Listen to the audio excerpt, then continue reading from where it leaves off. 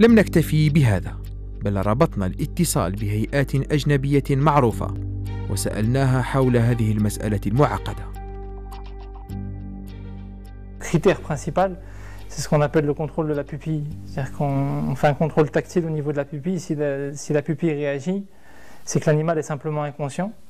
S'il ne réagit pas, c'est qu'il est mort.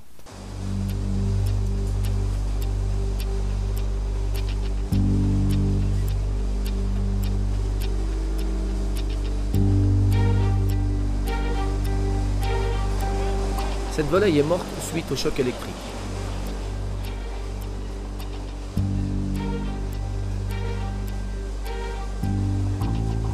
On était sur des paramètres qui sont très faibles, qui ne sont pas conformes à la législation européenne, mais on a pu se rendre compte que même avec des paramètres très faibles, qui ne sont donc pas conformes à la législation, on avait déjà quand même pas mal de morts de volailles. Bonjour, Monsieur Omar Boudi.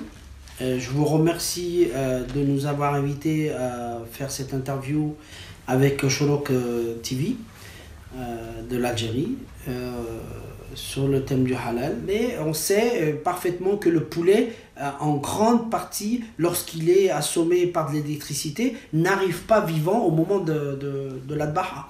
Donc au moment de l'égorgement. Donc c'est ça le problème. En fait, c'est pas d'assommer le poulet. Le poulet, bon, on peut l'assommer, c'est pas un problème. Mais est-ce qu'il est vivant au moment de l'abattage? C'est ça la question cruciale en fait. Donc on a ce problème-là. Ce problème-là, dans le côté industriel, on sait qu'il y a une quantité énorme de poulets. Lorsqu'ils arrivent au moment de l'abattage, on sait qu'ils sont déjà morts. Salam alaikum, barakallahu fikum, la chaîne Choroq, l'émission Tahqiq de notre journaliste frère Omar Boudi qui m'invite pour essayer de contribuer à la hauteur de mes moyens sur la question du halal. Donc je suis Fouadi Marin, porte-parole de l'organisme de certification halal AVS, qui veut dire à votre service, basé en France. Au milieu industriel, évidemment l'acteur industriel, lorsqu'il se lance en activité industrielle, évidemment il doit penser à son intérêt, donc il doit penser au rapport entre qualité-prix, rapport productivisme-bénéfice, donc il pense aux bénéfices. Malheureusement, il s'est avéré que concernant la question du halal, la viande certifiée ne l'est pas autant. Pourquoi? Pour des raisons de productivisme industriel, d'accélération de productivisme et de rentabilité, la viande n'est pas si halal que ça.